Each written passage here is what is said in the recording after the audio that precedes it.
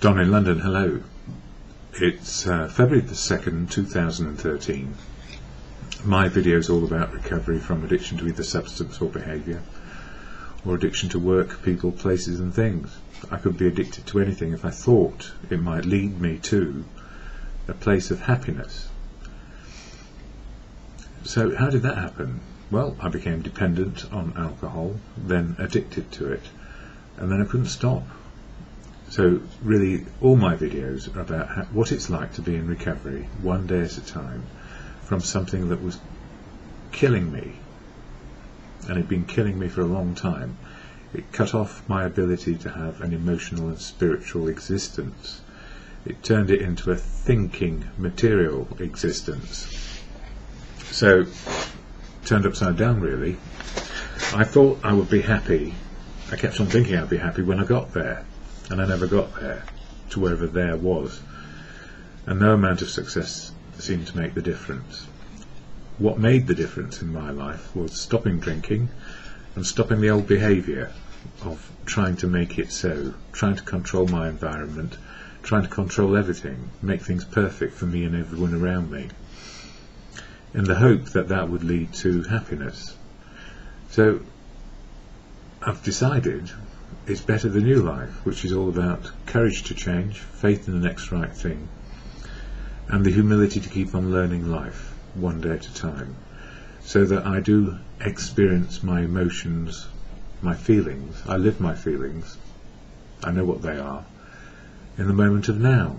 And if I don't know what my feelings are, I ask myself, how am I feeling, what's my mood, and how is it going to impact on my thinking today and my actions wherever I happen to end up. I'm not sure what I'm planning to do just now. Quite a lot to do actually. Anyway, what's helped me most is AA, the Fellowship of Alcoholics Anonymous. I got professional help, and that professional help said, now you're sober, why don't you try AA? And I was stubborn and defiant and didn't go, and drank again, and eventually got to AA, and then tried to listen, tried to hold on. It felt like hanging onto a mountain with my fingertips some of the time in early days, because life is difficult when we stop drinking, and then life ceases to be difficult because we have stopped drinking. So I talk about Fellowship of AA, Alcoholics Anonymous. I never represent it, because if you're in AA, I don't want to represent you, your views or opinions, because it's not for me to do that. How dare I, if I were to suggest I did? So, Fellowship, I'll share what it is in a moment, and then some of my daily reflections. But it's really important. Fellowship has principles of living, which we learn, to get our freedom back and have our opinions and beliefs. So, common ground in Fellowship, 12 steps to keep us on the path of sobriety. I was going to say straight and narrow, but it's not like that. We are still human. Very, very human, sensitive people learning life today. So the AA preamble, which I share, is what AA is all about and what you might anticipate when you see it, or go to it, or be a part of it. And as you know, if you're in it, every day is different, because we're all in a different place, emotionally and spiritually, when we meet up. So it's never the same, although some of us do say the same things over and over again, and it sounds insane, but it works because we get it out of our system and keep on living life. So here's the AA preamble, followed by some of my reflections. Alcoholics Anonymous is a fellowship of men and women who share their experience, strength and hope with each other, that they may solve their common problem and help others to recover from alcoholism. The only requirement for membership is a desire to stop drinking. That's it, a desire to stop drinking. There are no dues or fees for AA membership. We are self-supporting through our own contributions. AA is not allied with any sect, denomination, politics, organisation or institution. Does not wish to engage in any controversy, neither endorses nor opposes any causes. But everybody in Fellowship is allied to something: family, community, society, religious beliefs, political beliefs and institutions. We all have affiliations all over the place, but they're not interfered with by Fellowship. You still have all your stuff, and what to do about it. But we have a way forward, not drinking. So our primary purpose is to stay sober and help other alcoholics to achieve sobriety. So that's why I do these videos, because I was asked to, and I guess answered. So each day changes. No 2 days are the same. What I share in January is the first step, and then in February the second step. Came to believe a power greater than me could restore me to sanity. So the higher power for me in this case is the higher power wisdom around me in fellowship to keep me sober one day at a time and help me develop my emotional and spiritual outlook. And my emotional outlook is knowing my feelings and experiencing them right now. And that's the spiritual angle. Living in the moment, facing reality, coping with it if I can. And if I can't cope with it, I've got a great place to go and ask for help. And it's not just AA. It could be medical, professional, financial. We find out where the best advice is, and we utilise and power up the enterprises around us and people around us so that by asking for help we can get it. So we ask with humility. We don't demand it. If we demand it, it's not likely to be forthcoming. Anyway, my thoughts for today. All about sanity. Putting human back into being. I had a great meeting with a friend yesterday, and it was all about putting the human qualities back into being. How to be a human being. I was always trying to be with the right people, in the right places, with the right things, and doing the right things, chasing my wildest dreams, and wondering if I would ever get there. With only work and alcohol as my best friend at the end of all of this, because all my relationships failed, because I failed to connect with people. At the top of the profession and top of my game, disappointment and depression crashed on what I thought might be success. I stopped drinking alcohol for a year, and no amount of success, no amount of money made the difference. Life was horrible. I lost the plot and everything connected to the material world. It didn't happen overnight, but once the rot set in, and I was no longer capable of doing the job I used to do, and I couldn't do even the most basic of jobs, I slid from mountaintop to base camp, but base camp became rock bottom, and that was a pretty awful place to be. Base camp with nothing, it seemed all right. But then it got worse because I couldn't stop drinking. I went back to drink, in other words, and it stopped being my best friend. It was my best enemy, well, my worst enemy. Anyway, in fellowship, step 2, learning about emotional and spiritual insanity, and how to be restored to emotional and spiritual sanity is quite obvious. So I put emotional and spiritual insanity because it's still happening in the moment of now.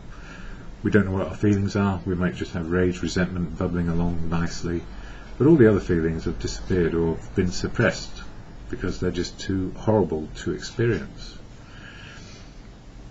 So the higher power of emotional and spiritual knowledge, experience, strength and hope within fellowship helps me realise I had tried over and over again to fix my life by trying to control everything in it, and failed to see I was repeating the same behaviour all the time, and always getting the same result, failure and insanity.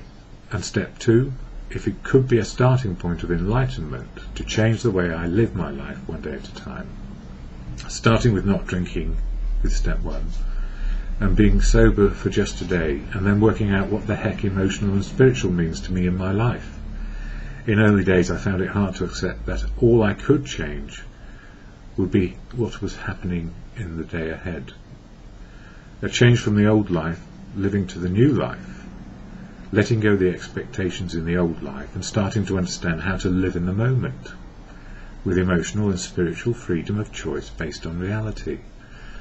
Life on life's terms, living reality, is quite different from living or trying to live to a dream of the future which does not exist. And living in a park, or living underneath a cinema, or living homeless for years was one of the consequences that I had to face from having a good life working hard always and being comfortable financially to having nothing and obliterated. And both extremes, no happiness for me.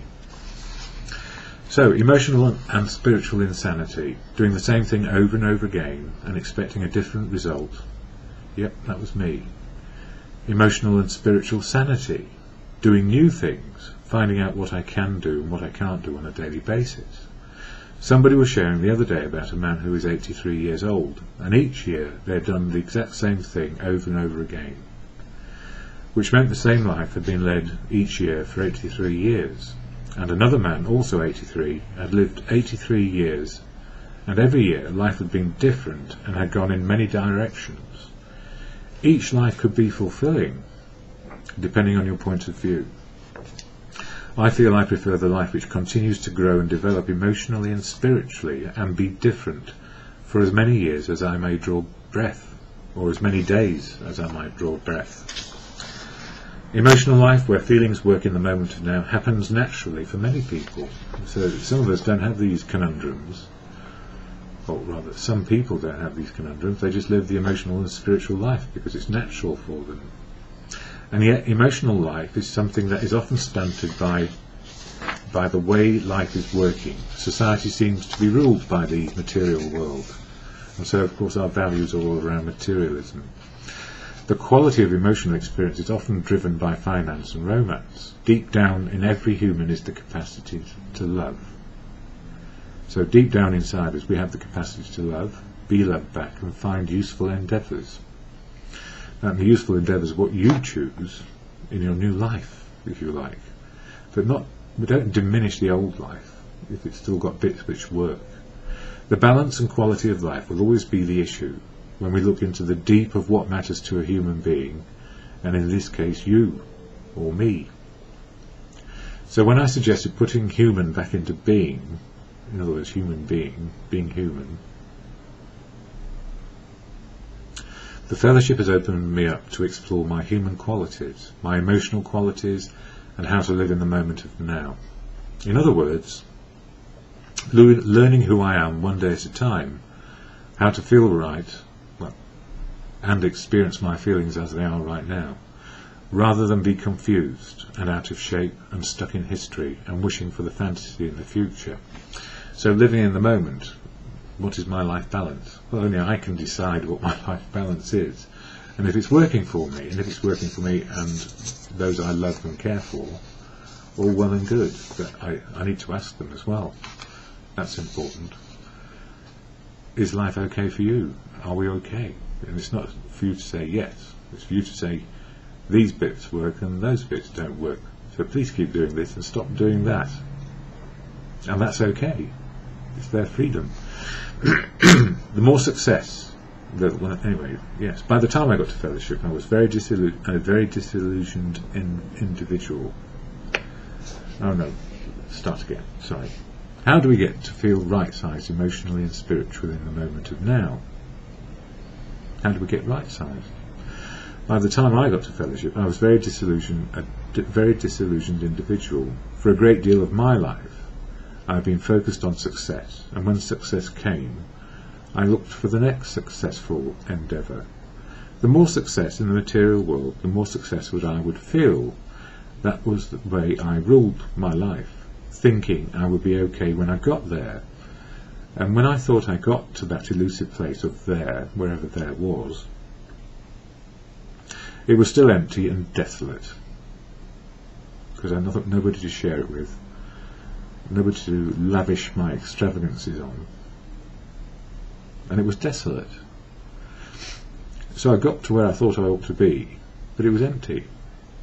Emotionally, I'd suppressed a great deal of feelings and hidden them, hoping they would go away eventually. And they were only quelled and kept at bay by self-medicating and self-harm, and ignoring the deep need for love and affection. So I'm human, I need love and affection, same as everyone else. Needing it, not demanding it. And I guess the need becomes a real understanding when people start to love us and it's uncomfortable. I really didn't know or understand how to love, how to be loved back without conditions which seemed to be driven by ambition and expectations that it would be okay on the day when I got there. In the old life I never got there, which is true. I was always trying to be the person who would be lovable to you without understanding me at all. So I never got there. In the new life, I'm always there, emotionally and spiritually. I'm there. I'm here. Well, most days I am, because I'm human. Sometimes things go topsy-turvy. Progress, not perfection. Progress. And relationships develop. They're not automatic.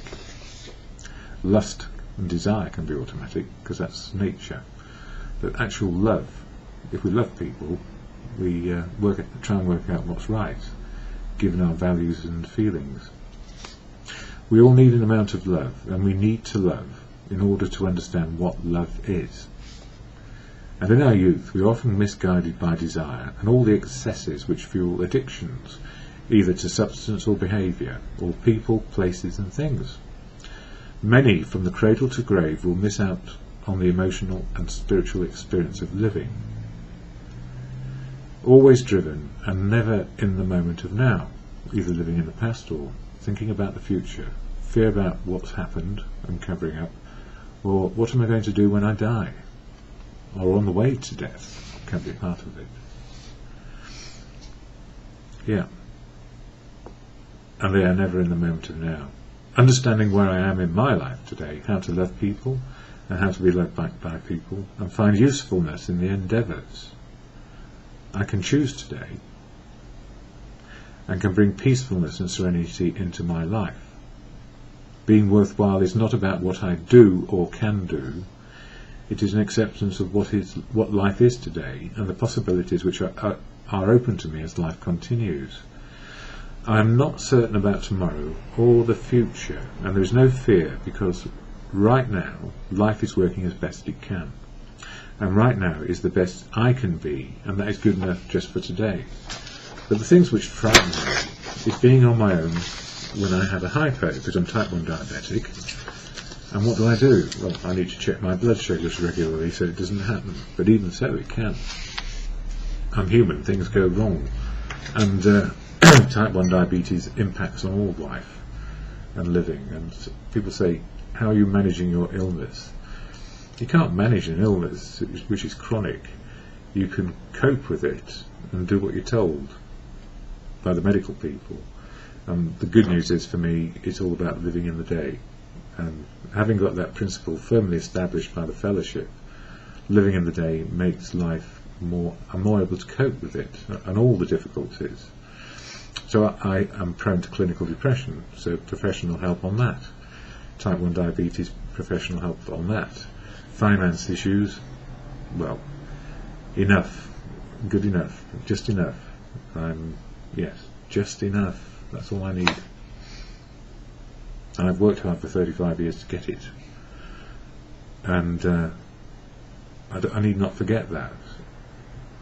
There is a legacy of olden times which I have. Just enough. And sometimes it feels like it's not enough, especially when gas and electric bills come in. Anyway, and the choices we make are best made free from fear, hiding away imperfections, an ego trying to control and dominate the world. Letting go and finding humility to learn life on a daily basis means the doors are more likely to be open. As one way of life is closed down, a new way of life is opening up, and the transition is easier one day at a time. The first 6 steps of the 6 principles, or the 6 principles in the Fellowship of Alcoholics Anonymous, are about letting go the old life and starting a new life. So what is the most difficult step we can face? Probably step 1 is the most difficult step, because it is about admitting and accepting powerlessness over alcohol, certain behaviour around people, places and things, and willing to try live a new way, just for one day, this one. So step one, admitting and accepting, is something I remind myself every day. In my head, step one, if I'm powerless over alcohol, if I take a drink, life will become unmanageable. These are just standing up, going to put the kettle on. Step two, came to believe that a power greater than me could restore me to sanity, and that happened to be the fellowship. And the wisdom of fellowship is, if God works through people, if you're a God believer, then the message is going to come home very quickly. God works through people.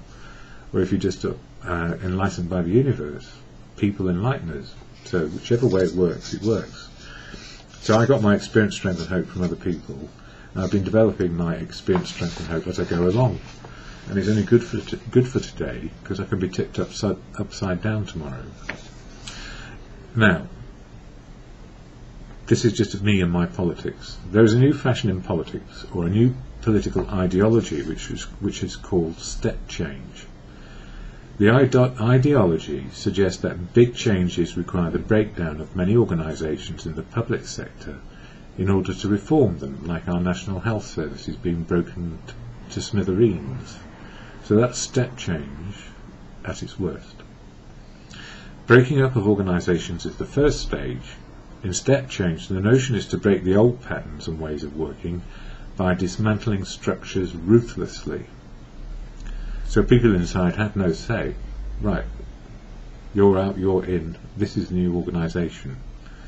This ruthless destruction is seen as necessary by politicians who are sitting there pontificating and listening to consultants. Yeah. You can see I had a bit of sleepless nights. Yes. Breaking old patterns and ways of working by dismantling structures ruthlessly. This ruthless destruction is seen as necessary to reform and reorganise organisations in a different way, or in other words, make them cost less. It doesn't take account of human beings other than you're out and you're in, and if you're in, you better change, or else. People working in these organisations, that is the people who are left working in the dismantled and fragmented pieces, find themselves in unfathomable waters. The old way of life is over, and this is your new life. But the problem with the new life is that the rules are yet to be set, confusion abounds, and then there is fear, brave facing, and a struggle for control. Step change of this nature causes organisational psychosis and psychotic behaviour, because people are driven mad by not knowing. As people bounce from the old way of life, trying to hang on to the remnants which don't work, and this is the same as a bit like alcoholism, the old ways which don't work, and try to live the new life in the new organisation or fragmented pieces that are left. It's like our shattered brains. The old way stops working, and the new way is confusing and not working because the structure is not sound. This is not news in many industries over the world. Many business schools have seen large organisation changes fracture not only the organisations, they fracture the people in them too. And yet these tools of step change destruction continue to be flavour of the month with the political ideology, which is now outdated in the material business world. Or is it outdated? I cannot judge, or I return to the insanity of my old life. So why do I mention step change in politics? And why am I reflecting on this issue of step change this morning? Well, it is obvious that something has rattled my cage. It has actually, the something I was reminded of from the past and how to develop people and organisations. More importantly, this is for me as an individual.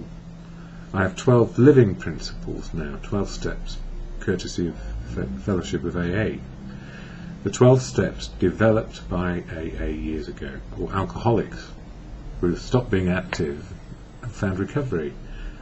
And then these 12 steps were developed by people who, alcoholics aren't stupid people, it's just that we do stupid things because we were drunk.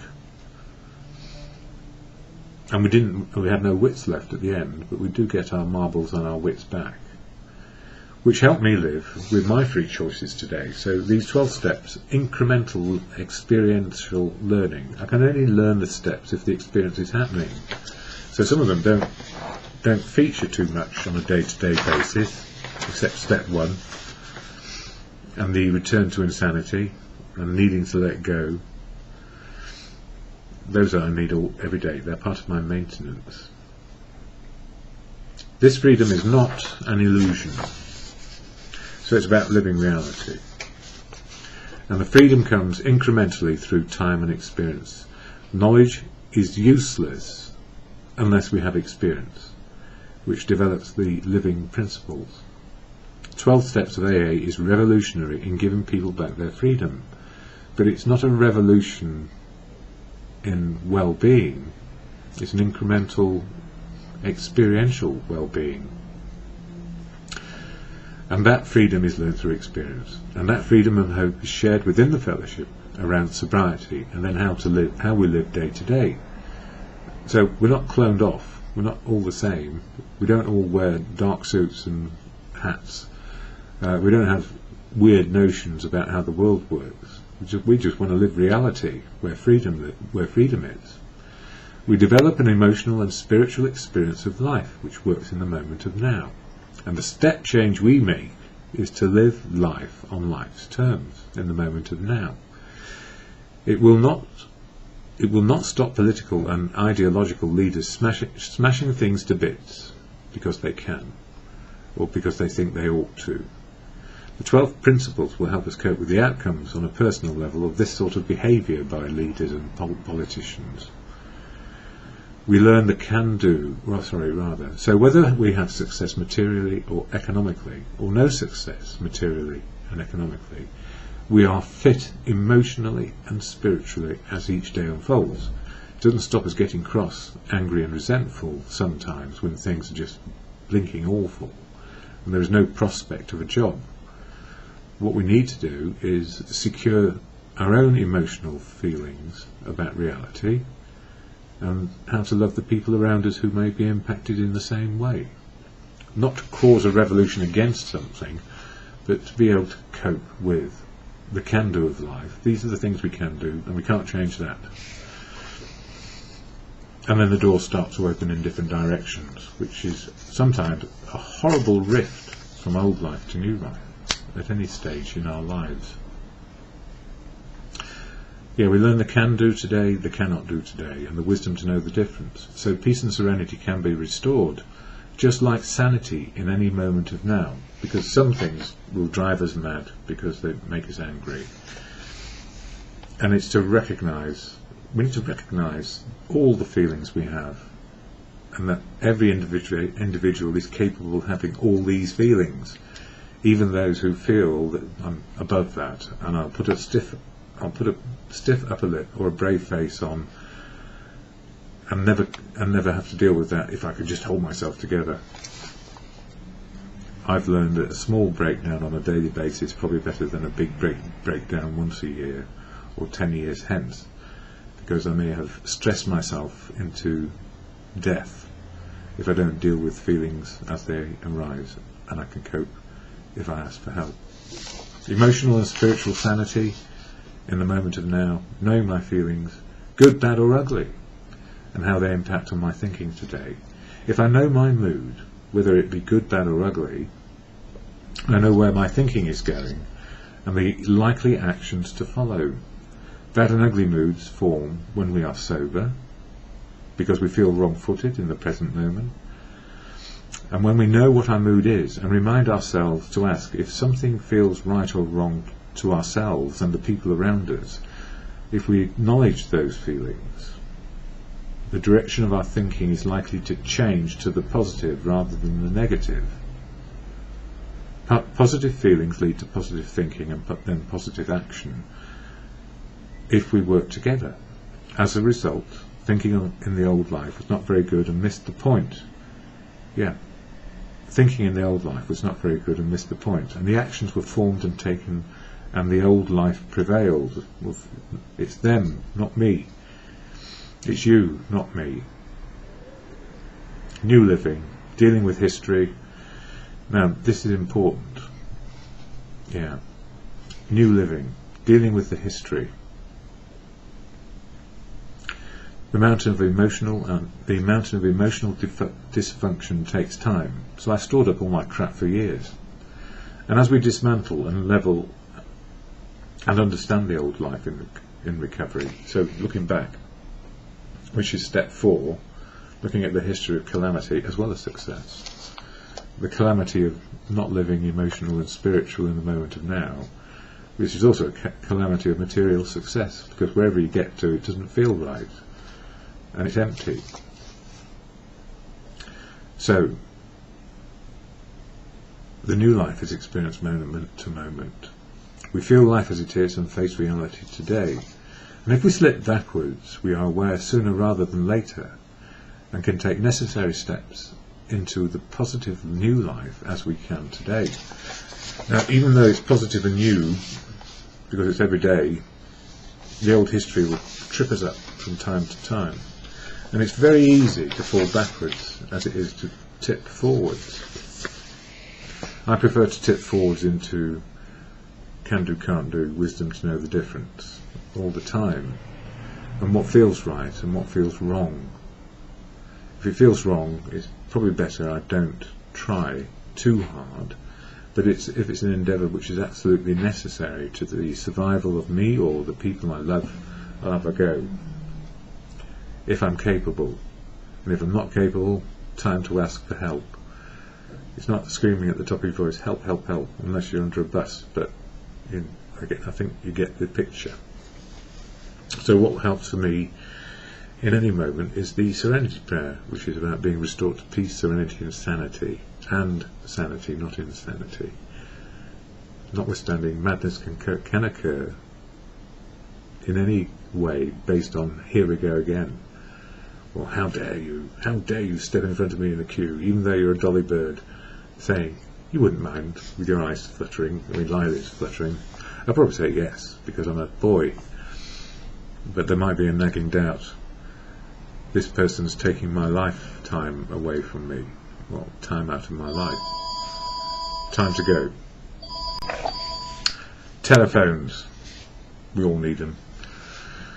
So, as I was saying, the thing which keeps me in the moment of now, because I have to be in the moment of now, and I needed to answer that one, is the Serenity Prayer, which is to God or good, whichever it is that works for you on the emotional and spiritual level.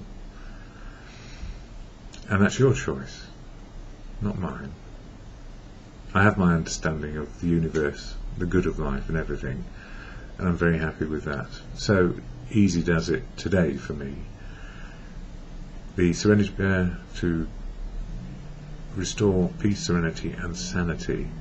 God, grant me the serenity to accept the things I cannot change, courage to change the things I can, and the wisdom to know the difference in the moment, minute, hour, all day long hopefully. Can do, can't do, wisdom to know the difference.